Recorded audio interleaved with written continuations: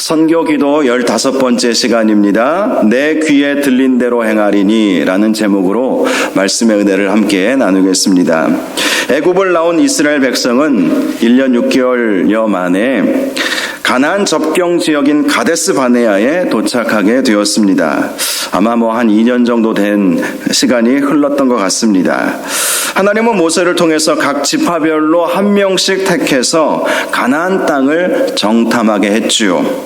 그런데 가나안 땅을 정탐한 정탐꾼들은 여호수아와 갈렙을 제외하고는 모두 부정적인 보고를 했습니다. 민수기 13장 31절을 보니까 우리는 능히 올라가서 그 백성을 치지 못하리라. 그들은 우리보다 강하니라. 이런 보고를 하게 된 것입니다. 반면에 민수기 14장 8절을 보면 여호수아와 갈렙은 이렇게 보고했습니다. 여호와께서 우리를 기뻐하시면 우리를 그 땅으로 인도하여 들이시고 그 땅을 우리에게 주시리라. 이는 과연 젖과 꿀이 흐르는 땅이니라. 즉 하나님을 기쁘시게 해드리기만 한다면 그 땅이 아무리 강하고 그 땅 백성이 아무리 우리보다 더 장대한 백성이라 할지라도 하나님께서는 그 약속하신 젖과 꿀이 흐르는 땅을 우리에게 주실 것이다. 이렇게 보고를 한 것입니다. 그러나 당시 이스라엘 백성은 여호수아와 갈렙의 보고를 따르지 않고 부정적인 보고를 했던 10명의 보고를 따르게 되었습니다. 그리고 가나안 땅을 능히 취할 수 있을 것이라고 말한 여호수아와 갈렙을 향해서는 돌로 쳐 죽이려고 한 것입니다. 결국 하나님은 이스라엘 백성의 믿음 없음을 보고 크게 실망하셨습니다. 그래서 민수기 14장 12절을 보면 내가 전염병으로 그들을 쳐서 멸하고 내게 그들보다 크고 강한 나라를 이루게 하리라. 이렇게 모세에게 말씀하신 것입니다.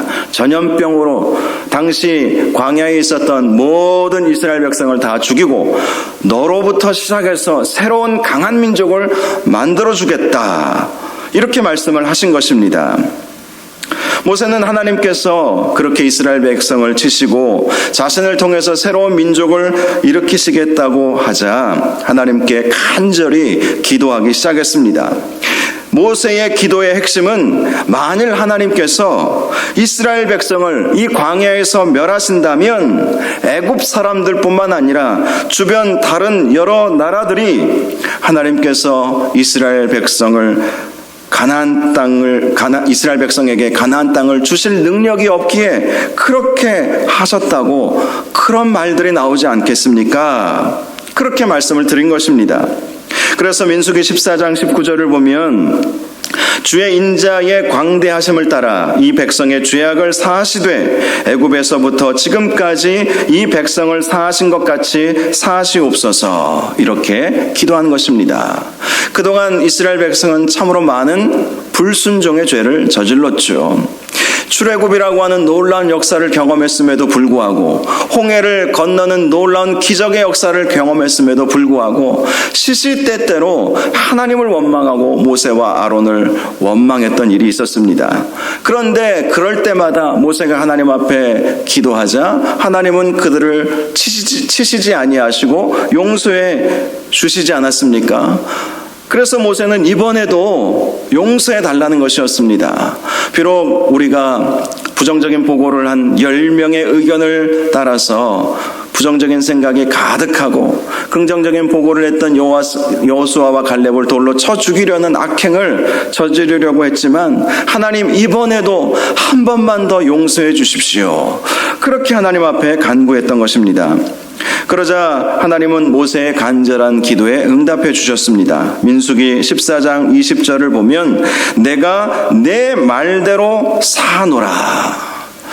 모세가 하나님 앞에 간절히 기도한 그 말 그대로 하나님은 용서해 주시겠다고 말씀하신 것입니다. 그러나 그렇게 이스라엘 백성을 용서해 주시기는 하시겠지만 불순종에 대한 대가는 치르게 하시겠다. 이렇게 말씀을 해주셨습니다. 세 가지 불순종에 대한 대가가 있었습니다. 첫 번째로 20세 이상의 출애굽 1세대들은 그들의 믿음 없음과 불순종으로 인해서 가나안 땅에 못 들어갈 것이다. 즉 성인들은 그들의 생각과 그들의 말과 그들의 행동에 책임져야 된다. 이런 말씀을 하신 것이죠. 못 간다고 했으니 못 갈 것이다. 그렇게 말씀을 하신 것입니다. 두 번째로 대신 20세 미만의 출애굽 2세대들, 즉 애굽을 나올 때 20세 미만의 성인이 되지 않았던 그러한 사람들과 또 광야에서 태어난 그러한 출애굽 2세대들은 가나안 땅에 들어가게 해주겠다. 이렇게 말씀하신 것입니다. 그리고 세 번째로 40일 동안 정탐하고도 불순종했으므로 하루에 1년을 쳐서 40년 동안 광야를 헤맨 후에야 가나안 땅에 들어가게 될 것이다. 이렇게 말씀을 해주신 것입니다. 결국 이스라엘 백성이 40년간 광야 생활을 하게 된 것은 그들이 가데스 바네아에서 보낸 정탐꾼들의 부정적인 보고를 그대로 믿고 따랐기 때문에 그 40일에 하루를 쳐서 40년 동안 광야를 헤매게 되었던 것입니다. 하나님께서 그러한 징계를 내리신 이유는 오늘 우리가 읽은 본문에 잘 나와 있죠.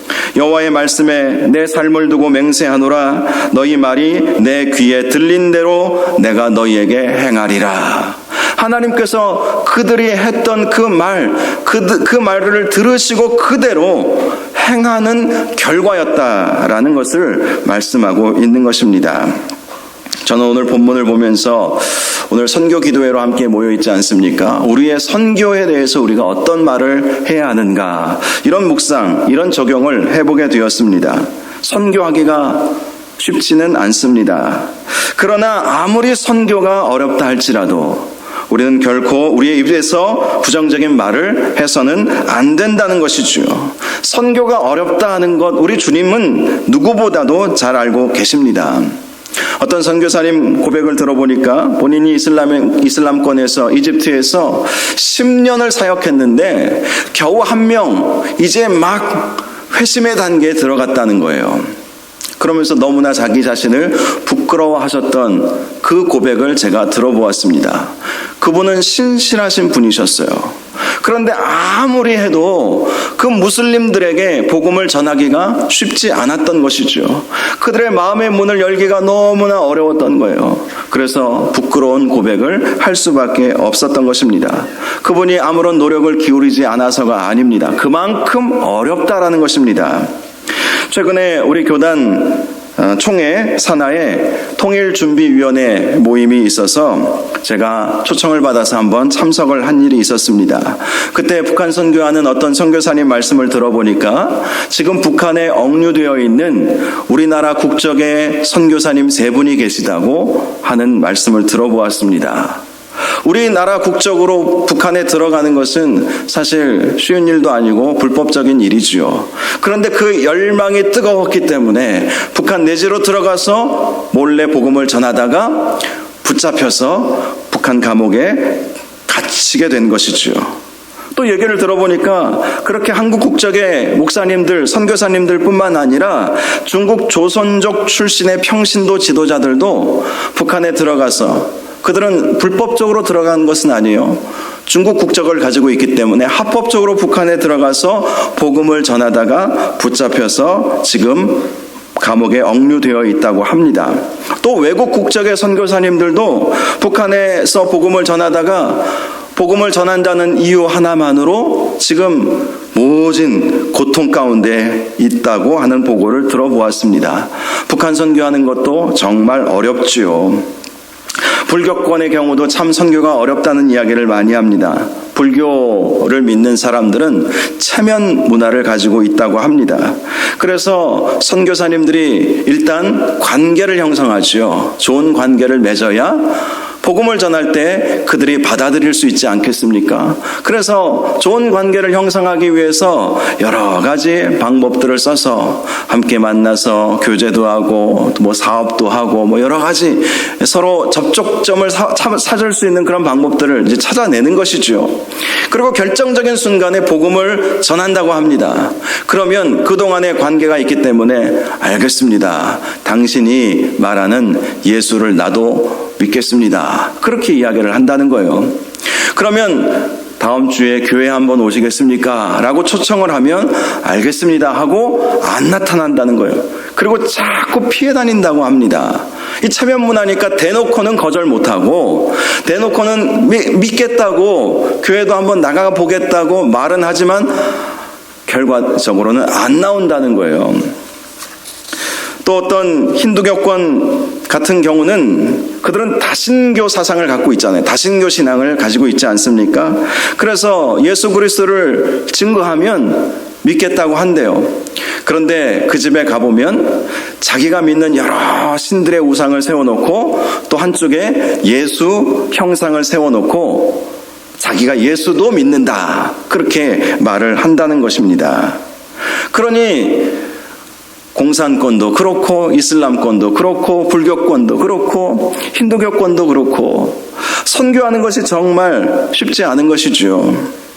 마치 가나안 정탐꾼 중에 여호수아와 갈렙을 제외하고 모두 부정적인 보고를 했던 것처럼 선교에 있어서도 얼마든지 부정적인 보고와 부정적인 생각이 있을 수 있다는 것입니다. 그러나 우리가 놓치지 말아야 할 것은 우리 하나님은 전능하신 하나님이시다. 이것을 놓쳐서는 안 된다는 것이지요. 능력의 하나님, 광야에 길을 내시고 사막에 강을 내시는 하나님이시다. 아무리 힘들고 어려워도 포기해서는 안 된다는 것이죠. 할 수 있다, 하면 된다, 해보자. 우리가 우리 교회에서 전도 나가기 전에 이런 구호를 외치고 나가지 않습니까? 할 수 있다, 하면 된다, 한번 해보자. 그런 마음으로 그런 선포를 우리가 할 때에 하나님께서 우리의 그 말을 들으시고 그대로 행하신다는 것이죠. 사도 바울은 선교사의 귀한 본을 보여주었습니다. 그는 순교하기 직전에 썼던 디모데 후서에서 그의 영적 아들 디모데에게 너는 말씀을 전파하라. 때를 얻든지 못 얻든지 항상 힘쓰라. 이러한 유언과도 같은 권면의 말씀을 해주었습니다. 때를 얻든지 못 얻든지 복음을 전할 수 있든지 복음을 전하기가 너무 어렵더라도 항상 힘쓰라는 것이죠. 사도 바울은 선교하면서 많은 어려움을 경험하지 않았습니까? 고린도 후서 11장을 보면 그가 얼마나 힘들었는지 잘 나와 있습니다. 고린도 후서 11장 23절을 보면 그가 힘들었던 그 경험을 이렇게 요약을 합니다. 수고를 넘치도록 했고 옥에 갇히기도 더 많이 했고 매도 수없이 맞았고 여러 번 죽을 뻔했다. 실제로 40에 하나 감한 매를 유대인들에게 맞지 않았습니까? 또 돌에 맞아 죽을 뻔한 일도 있지 않았습니까? 그리고 감옥에 갇혀서 빌립보 감옥 같은 경우는 거반 죽을 정도로 매 맞고 감옥에 들어가지 않았습니까? 배를 타고 가다가 파선을 당할 뻔했던 적도 얼마나 많이 있었는지 모릅니다. 들판을 가다가 맹수의 위험을 경험할 때도 있었고요. 정말 강을 건너가다가 강이 범람해서 물에 빠져 죽을 뻔한 일도 있었고요. 바다에 빠져 죽을 뻔한 일도 있었고요. 얼마나 많은 어려움이 있었는지 모릅니다. 그런데 그는 때를 얻든지 못 얻든지 말씀을 전파했습니다. 항상 힘썼다는 것이죠. 왜 그랬을까요? 하나님은 선교의 하나님이시다. 나에게 주어진 것은 내가 때를 얻든지 못 얻든지 상황이 열리든지 열리지 않든지 내가 몸이 건강하든지 건강하지 않든지 상황이 꽉 막혀 있든지 풀린 것처럼 보이든지 상관하지 않고 힘써서 복음을 전하는 그런 사도 바울이었다는 것을 말씀을 통해서 발견할 수가 있는 것이죠. 그러니 그가 위대한 선교의 역사를 이루어낼 수 있었던 것입니다. 그렇습니다. 우리가 선교가 아무리 어려워도 이 말씀은 선교사님들에게만 해당하는 말씀이 아닙니다. 우리 선교사님들도 당연히 때를 얻든지 못 얻든지 아무리 힘들고 어려워도 우리 선교사님들의 입에서는 부정적인 말을 하지 말아야 되겠죠. 그런데 우리도 마찬가지예요. 우리도 비록 후방에 있지만 전방에 나가 계시는 선교사님들이 계시고 또 후방에서 우리가 머물러서 선교사님들을 위해서 기도하고 후원하는 역할을 우리가 감당하고 있지 않습니까? 그래서 우리도 어떤 말을 하느냐, 어떤 생각을 하느냐가 참 중요합니다. 왜냐하면 우리 하나님께서는 우리가 어떤 말을 하느냐 다 들으시고 그대로 행하시기 때문인 것입니다. 사실 선교라고 하는 것은요, 전방에 나아가서 선교하는 선교사님들이나 후방에 머무르면서 선교사님들을 지원하고 후원하고 기도해주는 사역이나 다 동일한 분깃을 받습니다. 어제 새벽인가요? 오늘 새벽인가 우리가 함께 말씀을 나누지 않았습니까? 다윗이 이제 이스라엘과 블레셋의 전투 현장에 다윗이 블레셋 편에 서서 참가할 수밖에 없는 상황이 있었습니다. 그 이유는 다윗이 사울을 피해서 블레셋 땅으로 망명을 했기 때문이었습니다. 그래서 시글락이라고 하는 성읍을 블레셋 왕 아기스에게 받았거든요. 그런데 블레셋과 이스라엘이 전쟁을 하니까 아기스가 다윗에게 너도 참가하라. 너의 원수 사울 아니냐? 이참에 너도 참가해서 너의 원수 사울을 네 손으로 한번 죽여라. 아마 그렇게 이야기했겠죠. 다윗은 내키지 않았지만 아기스의 말을 따를 수밖에 없었죠. 왜냐하면 자기만의 문제가 아니었기 때문이죠. 자기와 함께하는 600명의 용사들이 있었고 그들의 아내와 그들의 자녀들이 함께 있었기 때문에 시글락에 살고 있었던 다윗과 함께 살고 있었던 사람들은 수천 명이었을 거예요. 그러니 그 백성들을 위해서라도 블레셋 왕 아기스의 말을 따를 수밖에 없었죠. 그래서 마음에 내키지는 않았겠지만 이스라엘과의 전투 현장에 참가하려고 한 것입니다. 그런데 다른 블레셋 지휘관들이 막아섰어요. 이것도 하나님의 은혜의 역사죠. 다윗과 사울이 직접 칼을 들고 싸우지 않게 하시려는 하나님의 섭리였던 것이죠. 다른 블레셋 지휘관들이 반대를 하고 나선 것입니다. 사울은 천천히요, 다윗은 만만이라고 했던 그 다윗이 우리와 함께 이스라엘을 친다는 것이 말이 됩니까? 저 사람을 어떻게 믿고 저 사람을 데리고 또 저 사람들과 함께하는 저 용병들을 데리고 어떻게 전쟁을 할 수 있겠습니까? 그렇게 반대하는 바람에 다윗이 이스라엘과의 전투 현장에 가지 않게 됐어요. 그래서 다시 시글락으로 돌아왔는데요. 웬걸요? 자기 본거지인 시글락에 돌아와 보니까 암몬 족속이 그 시글락 성읍을 완전히 불태워버리고 아내들과 자녀들 모든 소유물들을 다 가지고 가버린 것입니다.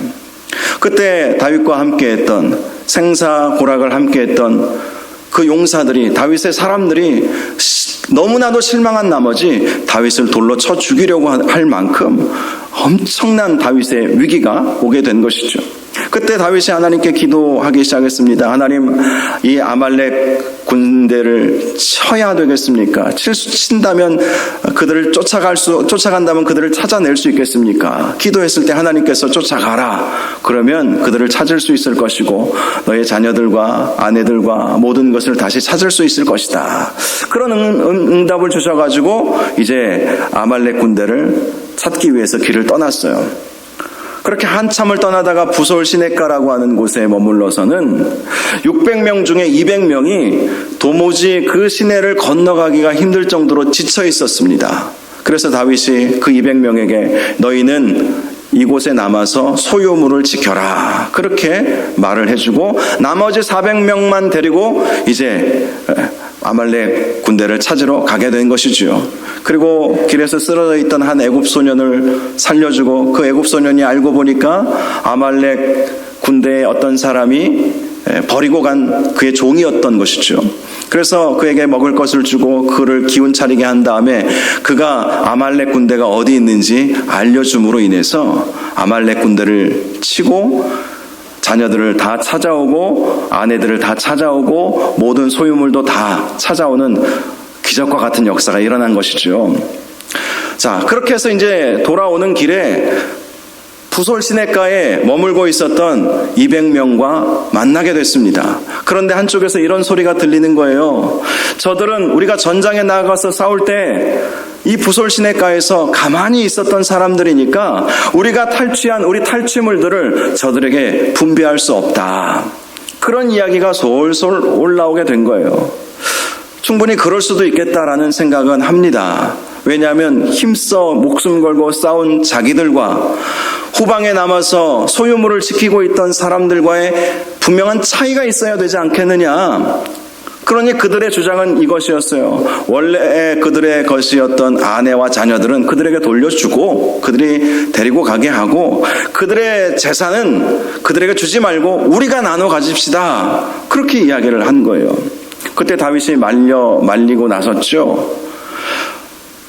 전장에 나가서 싸운 너희나 소유물을 지키고 있던 저들이나 같은 분깃을 받아야 하느니라. 이 말씀이 선교에 있어서도 아주 중요한 적용을 해줄 수 있는 말씀이죠.